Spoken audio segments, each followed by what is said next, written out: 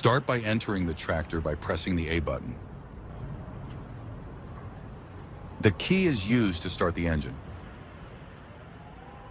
The clutch connects and disconnects the engine from the wheels, allowing you to start, stop, and shifts measure the temperature of water in the tractor. Crane control is used to raise and lower the crane. The handbrake is used to bring the vehicle to a complete stop. The four-wheel drive handle is used to shift into four-wheel drive. The telescopic shaft is used to operate any part behind the tractor. This is the steering wheel that is used to steer the tractor.